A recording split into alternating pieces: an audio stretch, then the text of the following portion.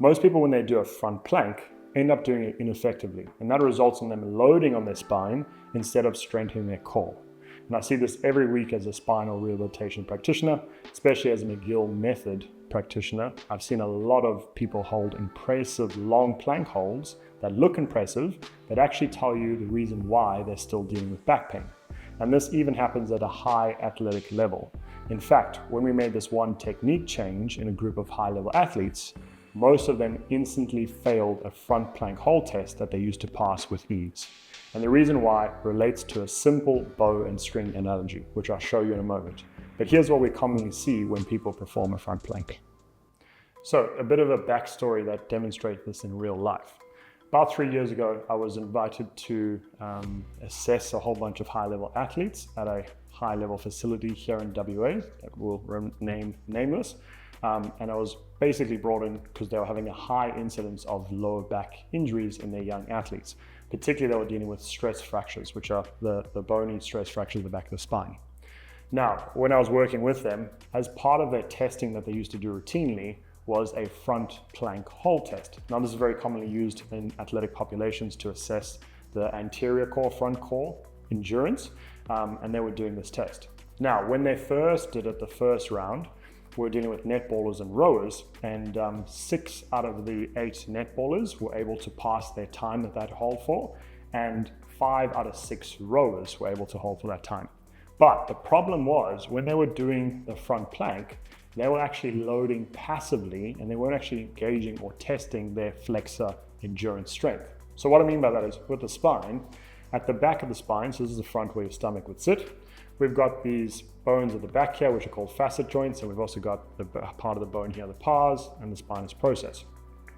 So when they were doing their plank, and what we see a lot of time people do incorrectly, is that they were basically just loading into extension. They were letting their back around and arch, and so what was taking the majority of the stress was the bones at the back of the spine, which meant that their front core didn't actually have to do that much work, number one, and number two, they were actually loading on those bones and causing more stress on them.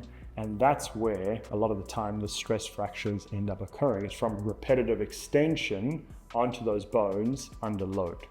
So in order to fix that, we gave them this simple bow and string analogy that I use with all my patients that actually fix their technique and gets more out of that front core while reducing the load on the spine.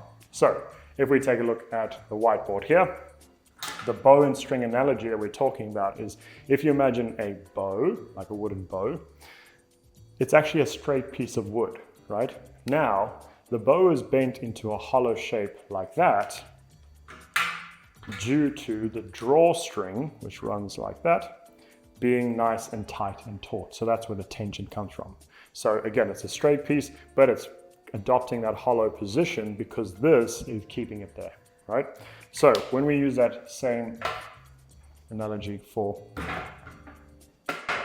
the spine, most people, and this is what we're seeing with those high-level athletes, they were just defaulting into extension, right? And as we said, loading on those back structures of the spine. And what that meant is that that front core, which comes through from there, is actually not doing too much, right? Works a little bit, but not a hell of a lot. And what ends up happening is they're putting the stress on the back of their spine, again on those bony structures. So instead, if we use that analogy of that bone string, we actually want that tension coming from that front core holding a slightly hollowed shape for the spine. And again, we're not talking about flexion, we're talking about a slightly hollowed shape. That means that the front core from there is actually keeping the tension and keeping the load, which is going to improve that endurance and strength of that muscle, number one. But importantly, it actually protects the spine because we're reducing the load that those bones and the back of the spine and ligaments are taking.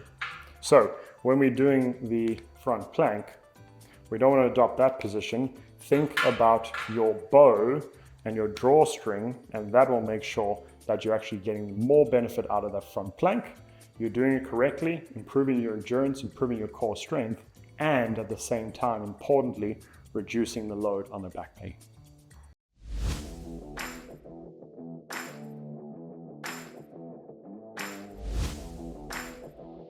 So what we commonly see people do with the front plank is that they'll do this, right? So my hips are low, my back's arching, and the spine itself, as in the passive structures, are actually taking all the load. We actually want to be here. If we're thinking about that bow string analogy, that's where I'm actually getting more load in that front core, number one, but I'm offloading the posterior structure of the spine. So this should be the right setup, not that. Nicely in that position.